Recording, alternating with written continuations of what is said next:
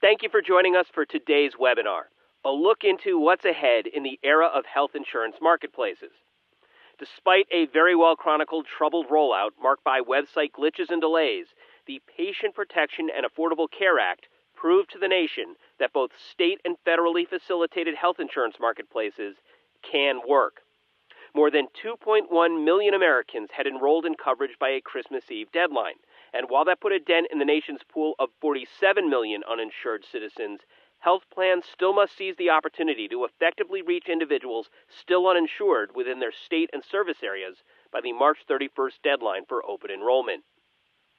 But the politics and the merits of this specific new act aside, health plans must also recognize and understand that although the troubled initial rollout is behind us, fundamental issues could persist.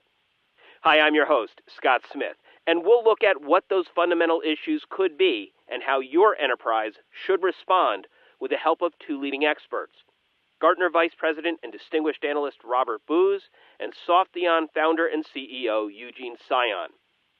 You'll find out how providers can implement a consumer-driven business model and get actionable recommendations for acclimating IT and business processes to new healthcare reform challenges and opportunities. And both of our speakers will take some questions toward the end of our program. So with that, let's welcome Robert Booz. Bob is a Vice President and Distinguished Analyst for the Healthcare Industry Research Group at Gartner, where he is responsible for analyzing enterprise-wide initiatives of healthcare plans and the vendors that support them. Bob, welcome, and I'll turn it over to you. Hello to all. Good morning for some, good afternoon for others.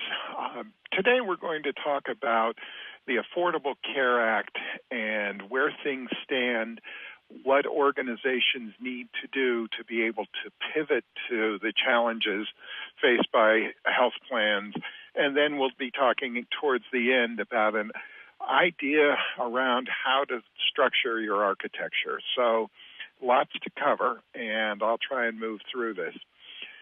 The first thing to do when looking at the Affordable Care Act is to look at it solely as an IT project. And as an IT project, it's been very difficult. Think about it if you were doing it. You've got a very dense law with lots of layers, meanings, actions, and consequences. Many of those were unknown, and many were related to specific actions that the Secretary of Health and Human Services could make. So apply that to a simple business problem that you're trying to automate, and you've got lots of changing requirements, lots of scope definition issues. We knew this going in, and many of the health plans were relatively well prepared to deal with the exchange, at least as far as trying to understand the law and understand what they needed to do with the law. But the density made the rulemaking even more important. And because of that, what happened was there was an inevitable scope creep. There was an inevitable view of definition issues. And frankly, there were some late regulations with a slow or short planning horizon. So taken as an IT project alone, this was very, very difficult, and it had a relatively compressed time frame of about 3 years. Now, we layer back in the political problems of it, and we start to see that it was very troubled early on and carried that trouble throughout. Next slide, please. We see 4 major hurdles that are going on with the ACA. The first, exchange interfaces, and that is an ongoing issue beyond the initial healthcare.gov. 834, corrections and manipulations, 820, member and government billing, and 835s, claim pricing and processing. The standard transactions that any health plan does get more complicated with exchanges. Next slide, please. Exchange interfaces. The situation, frankly, is getting better.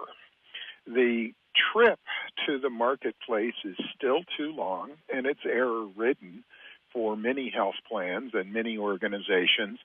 Capturing information is difficult, and we are looking at another urgent push that will be coming on by 3/31. So lots of moving on that we have to do. One of those is moving on to the edge or edge server processing. And that gets to be an interesting problem for organizations as they plan to move forward, the ability to provide information to the government for the 3 R's of risk adjustment, risk reconciliation, and risk corridors. Next slide, please. 834s are the most commonly written about and discussed issues, and those 834 is the enrollment and disenrollment in a health plan. We have seen that 834s, there are standards, but there have been variations in 834s with health plans and various organizations supplying transactional enrollment information. And those variations will continue to exist.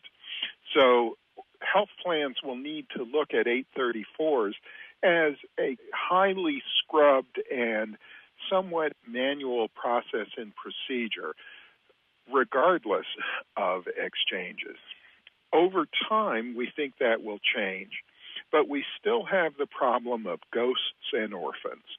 Ghosts not on the government system, but showing as enrolled by the plans, and orphans, the government has the record and the plans don't. So the ghosts and orphans issue of exchanges will continue to be out there. Next slide, please. The 820, the member and government billing or health plan premium management, we've deferred a bit on that.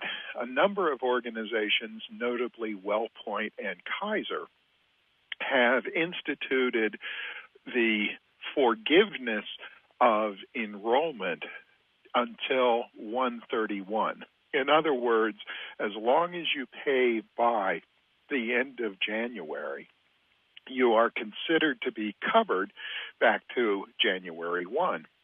And that helps a lot, but it defers some of the problems until 1/31, or more appropriately, 2/1. So you have the issue of essentially two-party billing with the subsidy as one bill type and the premium payment to the health plan as another. Late pay or zero pay does not equal somebody who doesn't want to be enrolled, and that will continue to be a problem. Plus, you've got the issue of about 26% of the population doesn't have a bank account. Strange in our times, but surveys have indicated that bank account for automatic withdrawal is not as common as we might think. And so you've got premium credit and debit allowance issues.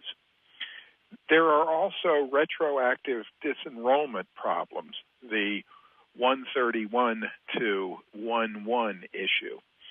And that becomes a downstage problem for providers.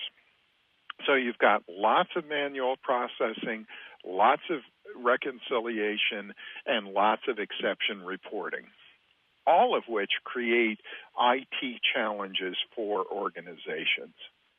Claim processing is going to be an issue, and we are seeing already the so-called narrow network nightmares and the growing press coverage of changes in product configuration, not in benefits or allowances or coinsurance and deductibles, but rather who's in the health plan, how do they relate to a physician, what physicians and hospitals are in the health plan. And for organizations offering benefits on the exchange, their brand identity may imply a broader network. For example, Blue Cross Blue Shield plans have traditionally had the broadest networks out there. But a Blue plan on the exchange has a potentially smaller network. So you've got these multiple product relationships. Couple that with the enrollment issues, and you've got potential for remittance advice issues, errors, and omissions. Next slide, please. So, what's next to come? Code set variability is going to continue, and we will see a issue that will manifest itself in ICD-10 finalization. The regulation exchanges are going to continue, and there is a projection that at some point we may be in private exchanges in a greater rate than the public exchanges. In other words, does the government want to stay in the exchange business? Quality ratings are going to be added. And as I said, we're looking at rate updates for 2014 mitigated by the 3 R's of reinsurance, risk adjustment, and risk corridors. So the overall Gartner view of the exchange is that they are out there, they're working relatively better than they were before. It is going to be a constant change environment, and the ability of health plans to meet this constant change environment is predicated on a new idea, which we call the pivotal health plan. The pivotal health plan is a way to look at your organization that is not silo-oriented. It deals with domains of knowledge and domains of information that you couple together, and from that you build specific capabilities. Look at it this way. Most of us know accountants and actuaries. Accountants and actuaries think a particular way. We joke about how they sort their M&Ms by color and eat in descending order, which is a bit of a bad joke, but I think we all know that there is a certain way that people think and that organizations are put together. The pivotal health plan recognizes this and tries to build these domains of expertise that relate to each other organically rather than structurally by department. And I don't want to go into too much examination of this, but I would like to recognize some of the issues. Most common is transact the business. And those are all of the things that you do to execute on the promises that you've made in the benefit plans that you've sold. Core administration, quote-to-card processing, fraud, waste, and abuse. The next most common is managed care and outcomes, and that's the ability to pull together information that will affect the underlying medical cost. And then for those of us as technologists, there is recognize the technology enablement of a big data strategy, cloud computing, BI, and analytics. There is one that is emerging around transparency and a fundamental difference in looking at what information is shared. It's not just about pricing. It's about all of the information an organization pulls together. Next slide, please.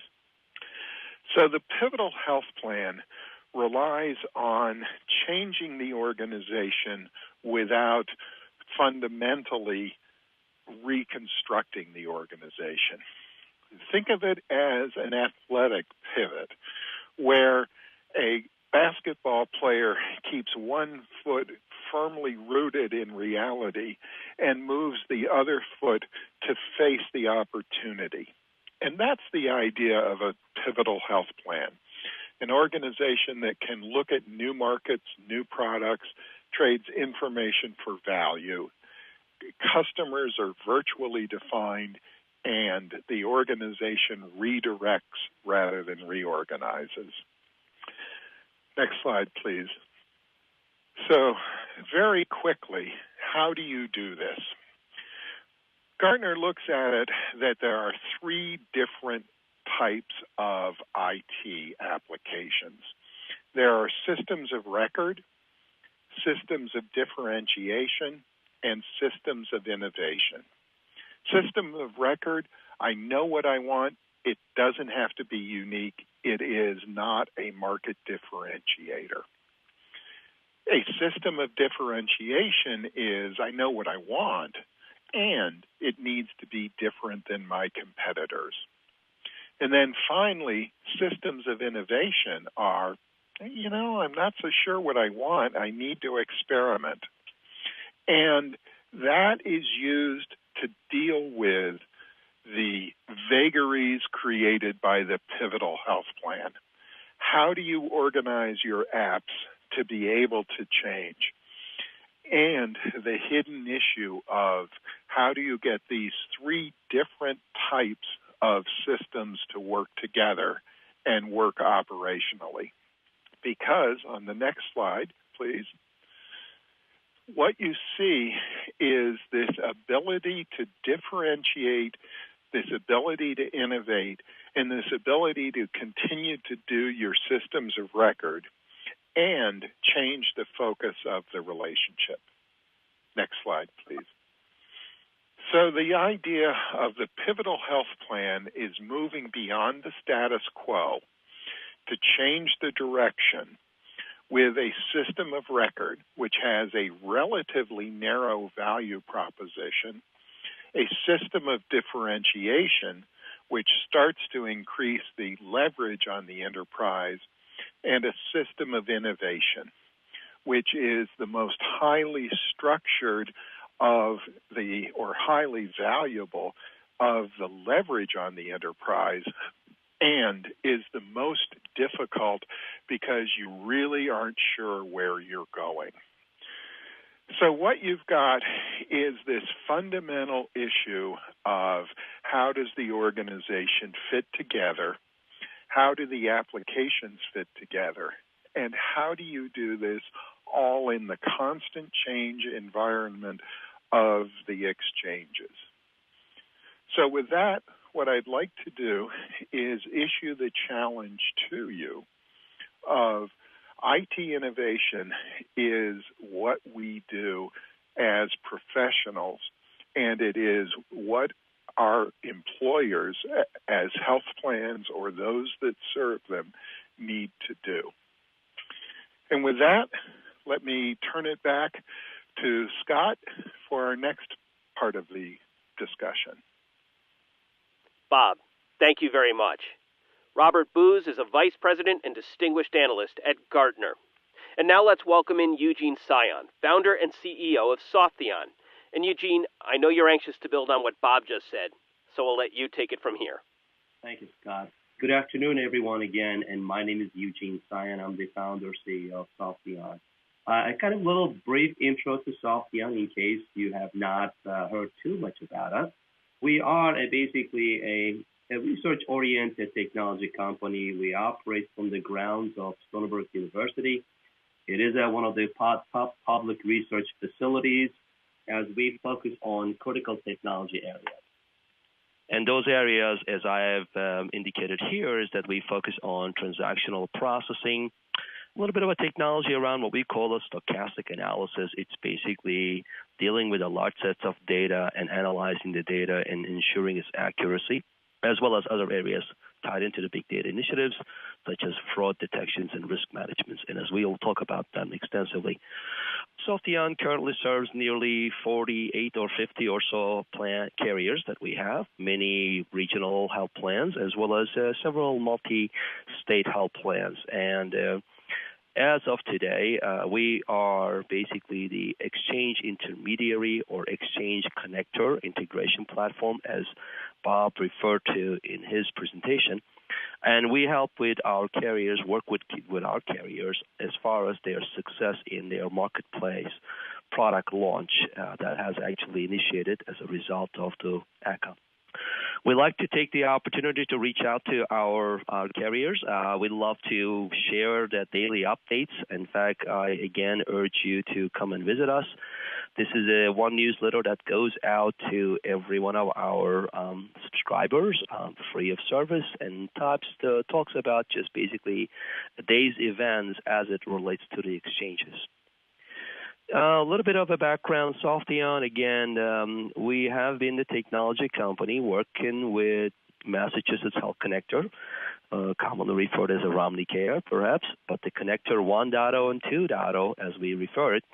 Since 2008, Softheon is one of the primary technology companies working with the state and the system integrators, providing services to in excess of 200,000 or so people in Massachusetts. In the context of ACA, we have been very active. One of our carriers is an organization called MedWise. We are definitely very proud and privileged to be working with our 22 health carriers right now, and we are onboarding 16 new carriers on our Softheon exchange or marketplace connector platform. So what is that marketplace connector? As Robert deferred to that. But again, this is verbatim. This is very hot topic, as probably might have seen some of you that the Mark made a comment about basically his predictions that by 2020 that 75 million will be buying their insurance on the marketplaces. And I think that many of us agrees with that vision or projections, if you will. And I think the one big caveat is that we will see the federal and state-based exchanges kind of taking a little bit of a back seat, as many of you have experienced about the challenges that you have been facing. And I think that there is going to be a great opportunities for the carriers to build their private exchanges. Let it be single carrier private exchanges, more of a consumerism aspect to it altogether, as well as the multi-state private exchanges like the eHealth Insurance or others out there, or Aons and Tower Watsons and so on and so forth. So what is the biggest challenge about exchanges? I think that's a kind of picture worth 1,000 words. You can see that in many of you, and Bob touched upon the 834 enrollment component to it. We do know that there is the eligibility component to it, especially if you are implementing a direct enrollment, your carrier-facing or consumer-facing, the websites that are being designed to market and produce products tied into subsidy calculations and whatnot. And you can see that there are many touch points. And this is fine. I think given the current context, I think that many organizations are looking to leverage and extend their current set of capabilities. But if you happen to consider a second exchange, and now you will basically, the number of touch points, the peer-to-peer communication, it grows by exponential factors, because it's now you have multiple partners. You have to push your plan benefits and rates information in a consistent way to the multiple partners, especially if we were able to go into a quarterly, perhaps monthly rating process, as Bob alluded, is that these activities is going to take a tremendous amount of effort. The solution that Softheon has proposed to now, I'm happy to say that over 22 carriers in production today, we are able to give you the interfaces to be able to participate in the federal exchanges if you happen to be in one of those FFM states. If you are in the state exchanges, makes no difference at all, especially if you are a multi-state carrier, one of the national carriers, that you might be in an FFM state in certain areas. Others might be a state-based. In fact, we work with quite a few organizations that are participating in multiple places, multiple marketplaces. You can actually augment that process with private exchanges, as I mentioned. So you can see that information will be coming from all different directions. If you've seen 1834, you have seen 1834. I'm sure that I will have no objection to the challenges that you are facing today. We are able to basically mitigate those challenges with this concept called Exchange Connector. It is ultimately an edge computing platform. It is designed to take the data bidirectional on either way. Either take the data, propagate to the multiple marketplaces, or on the receiving end, take in all the differences, all the nuances of 834s, or other type of, we have a lot of surprises we're expecting on the shop group enrollment side. Obviously, this is going to be even a growing challenge. So the purpose of the Exchange Connector is basically an exchange risk remediation platform. Not only it is kind of a unique technology in essence, but also how, especially companies like Softheon, Softheon is, by the way, is not the only company. We are seeing a great movement towards that, basically a cloud-based implementation. In fact, all of our engagements where traditionally you had to buy hardware and software and you have to find these highly specialized subject matter experts, let it be ACA policy side about that, or the EDI complexities, or being able to take the data, map it into your existing internal systems. We are able to do that all at once at the presence of what we call the Softheon cloud or marketplace cloud, and able to normalize all the data. In fact, all our engagements that we have not required any one of our carriers to purchase a hardware or install the software or hire any kind of a staff. So it is a very unique approach. It's a very commonly pervasive approach. If you look into the other industries, let it be banking, financial services, or even the travel industry, where a newly introduced marketplace shopping site, let it be Expedia, Travelocity, Kayak, you can name thousands of them these days. All they really need to be able to connect to a system called Sabre, which is the online reservations and booking system that every airline carrier feeds all their data. In that sense, basically, what we have been achieved here is what we call the Sabre of healthcare. So in that context, so what is our edge computing platform provides? Number one is again, Softheon is not the only solution, and Softheon is not the only solution here. The primary component of the edge computing is about extending the core admin system's life cycle. Basically, these systems are able to scale itself in this new way, while you reduce and eliminate the major bottlenecks. Second big component is obviously decreasing the data volume. If you look into traditional e-commerce implementations, the vendors selling their product on Amazon or eBay, as commonly referred, as the consumers are making as a reference point, these merchants don't receive every transaction from these websites. They only receive it when the consumer actually checks out the shopping cart. And in that context, that there's a significant amount of data being collected. And what we do not want is that massive influx of data making its way into the core systems. That all of a sudden that your core systems have hundreds of thousands of members have came in, shopped around, but never really checked out. So what you don't want to do is basically overtax your existing system by the under the assumption of that effectuating those people when they make their final payments or when they check out their quote-unquote shopping cart. So technology like the Softheon offers, it actually frees you up from that complication. So we only provide the effectuated data for where Softheon is responsible for initial enrollment, payment reconciliations, and once that is all done, then our carriers receive an 834 from us, which is very, very similar to typical Medicaid-like implementations. Another big impact is security. I'm sure that you're hearing every day the pain that companies like Target has gone through. And how do you ensure your systems are secure? If you look into your core admin systems, many of these systems are not designed to be consumer-facing. So in that context, that technologies like Softheon has been developed in mind with this kind of use. That has the elements of basically intrusion preventions and virus detections and other type of security elements, as well as the scalability. We do know that, if you look at the early days of the healthcare.gov, because they really could not scale it enough. There was not enough servers, And this is going to be the pattern around the open enrollments. But once the open enrollment is done, you can basically normalize those hardware constraints, if you will. So Softheon technology, edge computing technology, gives you that ability with our cloud implementations. The second big component is, as Bob referred to, about the 834s. So as you can imagine that if you've seen one 834, you've seen only one 834. So what we have done is the series of business rules that we actually scrub the 834 data for its validity.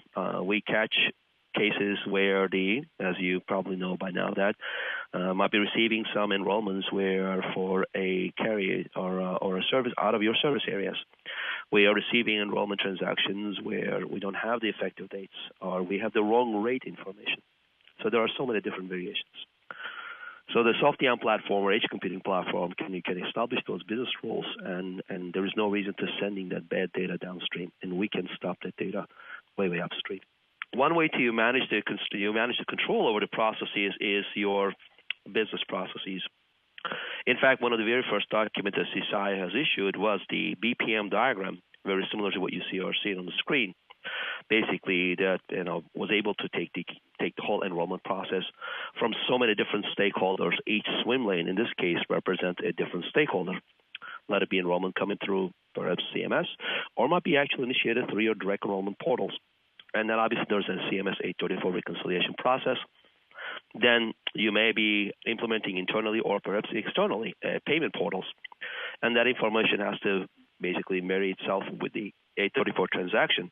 Subsequently, then the effectuation files needs to be generated, 140 carriers, and then finally with the carrier assigned issue IDs, those 834 has to make their way back into CMS so that you will be eligible for receiving that APTC component to it.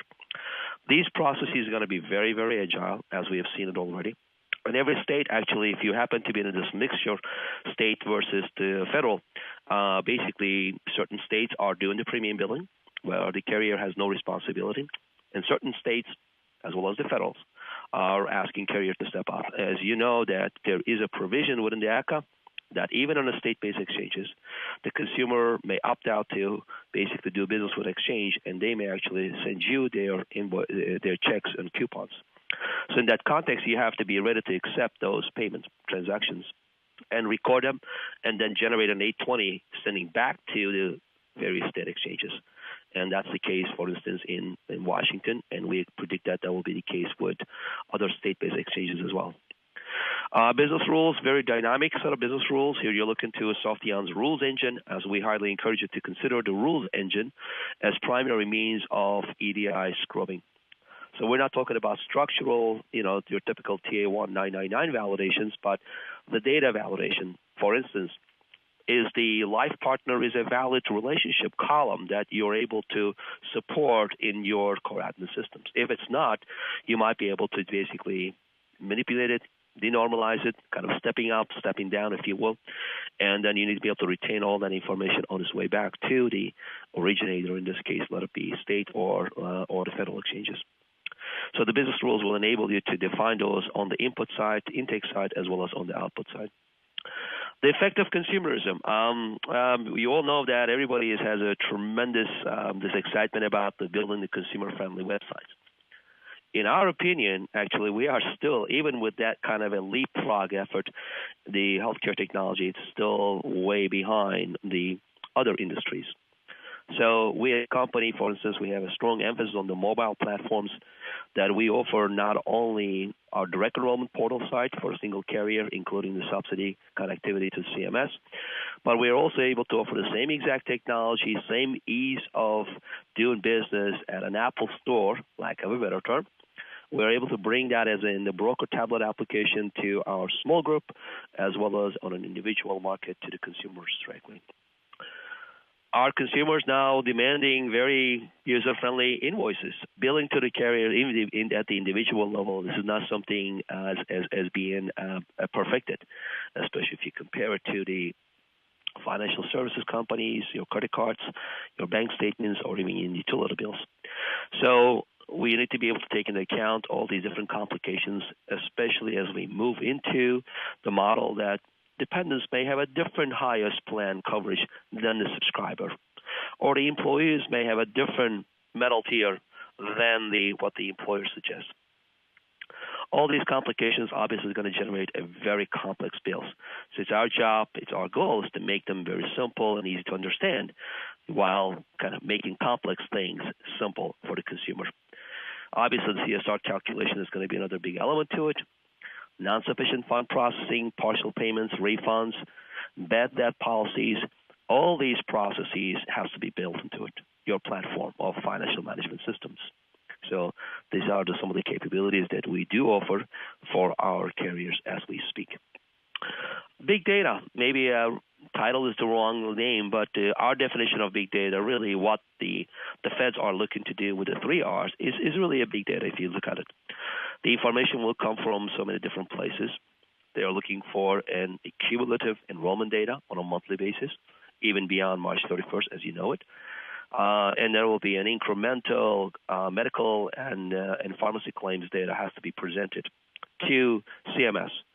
And we believe that will be the basis of, very similar to CMS star rating, we believe the CMS will then basically rank and rate the exchange plans. Because in the current context that the plans are being listed, as you know, basically from the cheapest plan to the most expensive plans. However, that does not take into the quality aspect of those coverages. 3 R's will be the primary means of doing that, in addition to risk adjustments and the risk corridors and the reinsurances. We believe the definition of the big data will be enhanced. So one of the things we do, for instance, as we speak for our carriers, that we are able to do some pretty interesting things. One area that we focus on is what we call a conjoint analysis. So conjoint analysis is basically the technique that's developed mainly in the consumer-facing markets, especially the fast food markets. Why does that $1 menu? It's not a $2 menu. So the idea is about what does consumer bear to pay for that service, and what is the optimum price that you will want to do, so you can actually basically gain the most attractions in the consumer market.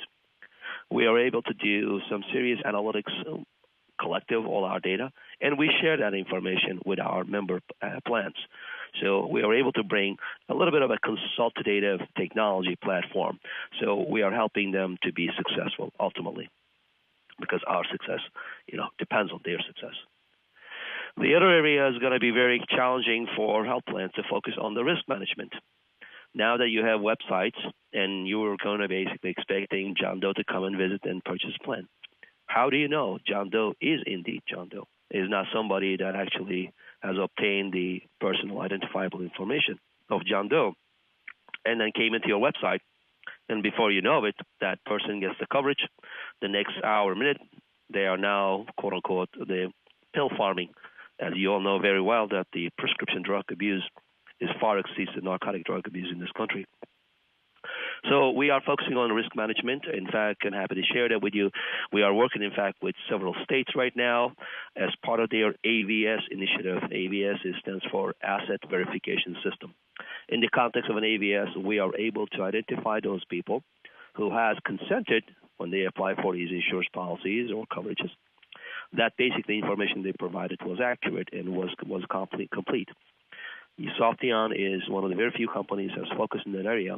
We are able to verify that information very similar to what federals are doing in the data hub services, DHS, for identity and authentication.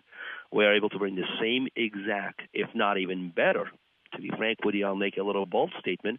Our income, not an income verification, but what we call it a liquid asset verification, which does include your hard assets like cars and planes and boats, as well as the amounts available under your account through private sources, private collaborations. Again, the consumer has to give us their consent, but we believe that this kind of risk management is going to be the critical aspect of carriers maintaining a sustainable business operations. So finally, we take a lot of the data. Obviously, we slice it, dice it in many, many different ways. And I'm giving you a couple of slide shots in here. This is the kind of a deep analytics that we provide. We generate heat graphs as well as heat maps. For instance, most of our carriers are very interested about that, which highest plans are being picked up in what part of their service areas. using the heat maps, we are able to basically articulate if they are being successful in the marketing and penetration of that particular brand or particular coverage for that particular demographics. So using these very complex yet very user-friendly graphs, the data, we are able to represent and provide that insight to our carriers altogether. So with that in mind, I'm going to turn over back to Scott. We hope that you will come back and visit us, and this information, this presentation will be posted on our website. Scott, back to you, sir, for the Q&A portion. Eugene, thank you very much. And now let's bring Gartner analyst Bob Booz back into our conversation as we have some questions for both of our speakers. And Bob, I want to actually go back to some points you made in your presentation because I thought they were very important to reiterate with our audience. Could you talk about the 4 key issues that we're facing right now in relation to the Health Care Act? Sure. Let me just take a couple of minutes because I do want to make sure we have time for Q&A. The basic issues that were raised around exchanges are that look at exchanges as an IT problem, not as a political problem. Because when you look at it as an IT problem, the issues start to become understandable. A very dense law, lots of issues going in as far as scope control and how you would manage this size project, configuration issues that were outstanding, all of which led to implementation issues. And all of those things in a 3-year time period. So without looking at it politically, it was a very difficult and remains a very difficult process. Now you layer on the politics and you start to see the enormity of the problem. And then there are 4 major issues. Exchange interfaces, which will soon include edge servers, but now we've got issues with 834s, which is the enrollment, disenrollment in a health plan. Eugene spoke to that. 820s, which is the annual premium payment. 837s and 835s, 837s being claims, professional and institutional, and 835s, the healthcare payment and remittance advice. And then last of all, there is more yet to come. Associated with the edge server are the 3 R's of reinsurance, risk adjustment, and risk corridors. So the technical issues of edge servers, absolutely important, but the financial relationship to all of the exchange is going to be the most significant problem. Bob, let me stay with you for this next one as we've gotten this a couple times.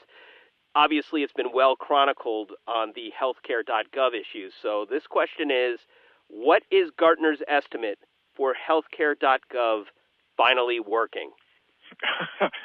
Well, what we've said and what we believe is it will be at least into the second quarter, possibly into the third quarter before it starts to work more seamlessly. It's better than it was. There are more issues that are going to emerge and some that have emerged that won't be fixed. There are also broader issues of redundancy. Will we see a healthcare 2.0? Probably not before open enrollment for 2015. What we will see is a significantly changed website at an incremental level. Scott? I want to follow up with a question for both of our speakers. We've just talked about the healthcare.gov issues. What about a solution, as we've been talking about during the webinar? Is this something that enterprises and providers should be looking at now to be ready when healthcare.gov works out its issues? Or is it something we need to help mitigate the issues that we're looking at now with healthcare.gov? Bob, let me start with you. It's a combination of learning, the federal government learning from successful state exchanges, as well as being able to build more innovative solutions. So learning what others are doing, executing upon those, and learning from what went wrong in the federal exchange, combining those two will yield a much better exchange product. Eugene, could you build on what Bob just said? So I completely concur with Bob's, the statements altogether. But let's take a look at a couple of more facts altogether. Number one is as you all know very well, that the federal exchange was built as a stopgap measure. It is not a fully funded or perpetually funded site to begin with. It is designed to be as a response to kind of a jab to the states that declined to build their state exchanges. Initially, they were expecting no more than 15 states. Ended up becoming that totally the opposite of it. So we believe that, and to be frank with you, what they have done so far is the easiest part of the exchanges, which is the individual consumer market. If you look into the small group concepts altogether, what's in ACTA, what kind of a technology that they need to build, and if you look into the large groups coming into the exchanges, our predictions is as we know it today, the federal exchange, its role will be significantly reduced, diminished, and perhaps more geared towards the direct enrollment aspect to it. In fact, that was a statement made by the White House in the early days of this basically the troubles that they were having. They were encouraging carriers to take more responsibility. We believe they will. So I think the federal exchange, in essence, its role will be significantly reduced over time, and perhaps some elements of we will see some part of as Medicare becomes privatized, different aspect to it. We think that there will be some kind of a leveraging that technology for different product and services on the long run. If you look at the state markets, I think the Arkansas has a very unique model, and I believe we're going to see more and more states jumping onto that, being able to, and that is using the federal funds, the ACA funds, to build a privatized Medicaid operations. And in the context of, as you know, tied into the Medicaid expansion, and if you look into the many states have actually their system integrators building what they call an integrated eligibility system, because inevitably these systems were designed not just for marketing private exchange product, but also taking care of the Medicaid expansion. So in that context, we believe the state-based implementations also will be scaling back to more towards the Medicaid. And that's going to create a tremendous opportunity. As the Aetna CEO indicated, that there's going to be a significant number of basically activities or individuals, consumers.